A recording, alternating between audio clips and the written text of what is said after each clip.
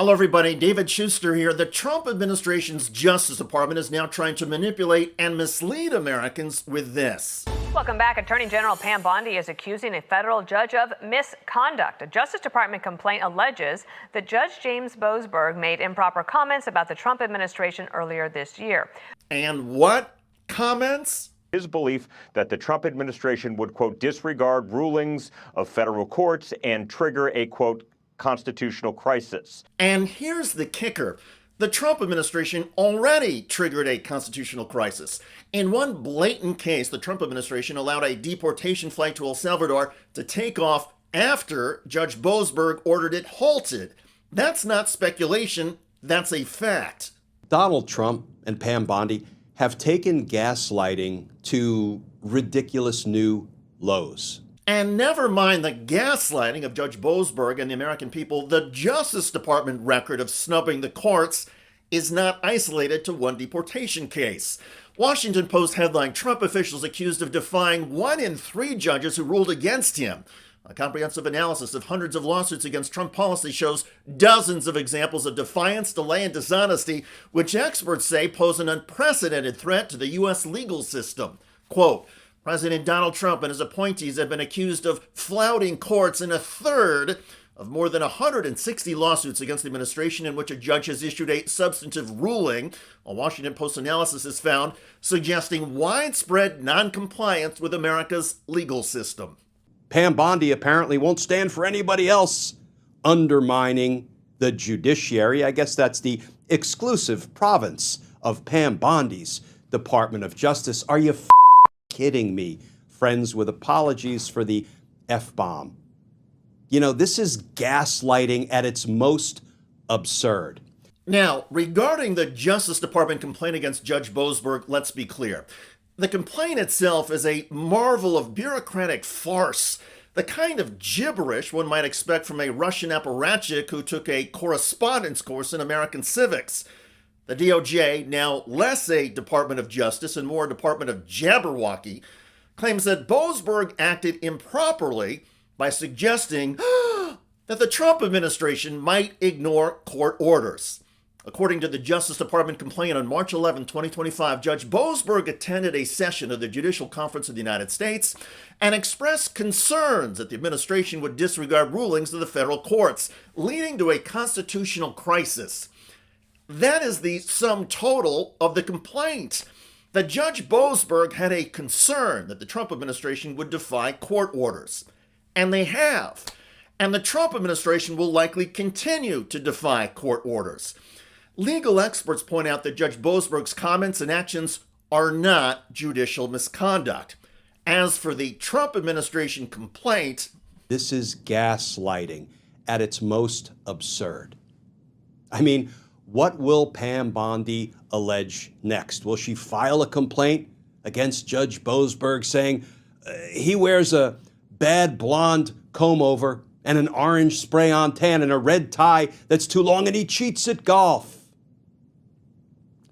Gaslighting at its most absurd. It is no secret, at least to those of us with functioning frontal lobes, that the Trump administration has treated the rule of law as a minor inconvenience, akin to a traffic cone one simply drives over on the way to authoritarianism. Boasberg's supposed crime? Daring to speak the truth out loud in a tone not properly deferential to the orange-fingered messiah in Mar-a-Lago. And this complaint is from the same administration that defied Boasberg's own ruling in real time, allowing a plane carrying migrants to El Salvador to take off in bald defiance of his order. To file a complaint against a federal judge for warning of lawlessness while your department actively breaks the law isn't just ironic, it's dangerous. Of course, the Trump team has tried this with other judges before. Just earlier this year, DOJ filed a complaint against another federal judge for alleged misconduct in a case challenging the White House policy barring transgenders from serving in the military. We reached out to Judge Boasberg. No comment from the judge or the court this morning, but this complaint will go to one step higher on the Court of Appeals, the chief judge there. Legal experts say the chief judge on the Court of Appeals, once he stops laughing at the Trump Justice Department, will reject their complaint. In the meantime, the Trump administration is not only attacking judges it disagrees with, the administration is elevating others who carry Donald Trump's water. Emile Beauvais is a former Trump lawyer and Justice Department attorney.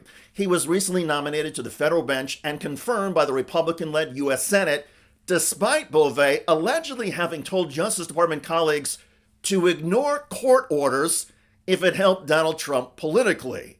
He was also part of that Kilmar Abrego Garcia case. You'll recall that was the man mistakenly deported from Maryland to El Salvador. A whistleblower alleged Beauvais told his staff to disregard the court orders if need be. In most administrations, this would be a scandal. With Trump and the Republicans, it's a resume booster. They reward a man credibly accused of wanting to lie to judges, with a black robe and a gavel of his own. And they're confirming him for one reason only. Mr. Beauvais is loyal to Donald Trump. Therefore, Donald Trump wants him on the bench. This is no longer simply political theater. It is the active sabotage of our judicial integrity. A slow-motion coup carried out by MAGA toadies with vacant moral centers. Pam Bondi, who once wrapped herself in the banner of law and order, now presides over its destruction, all while accusing those who point out the damage of starting it.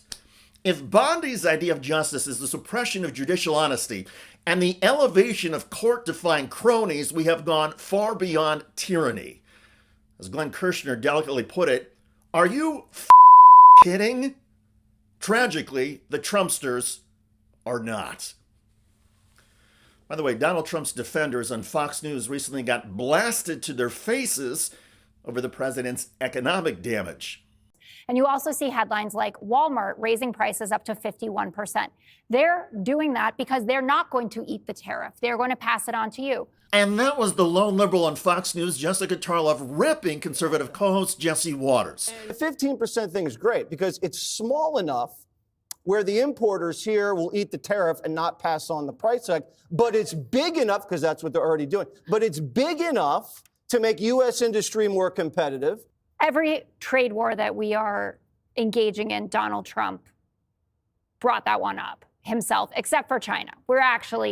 China is the one that you really have an issue with, but we essentially had favored nations with the EU being about 1% import. So 15% is a lot more than 1%, and I rarely say that I wish somebody else would take my seat, at least for this segment, but I wish Charlie Gasparino was sitting here right now to explain to Jesse again how tariffs work, because it is a tax on the American consumer. Check out that video at the link below. It generated a lot of comments on YouTube. One of the most popular from Joey, who wrote, "Jessica deserves combat pay for being on Fox News."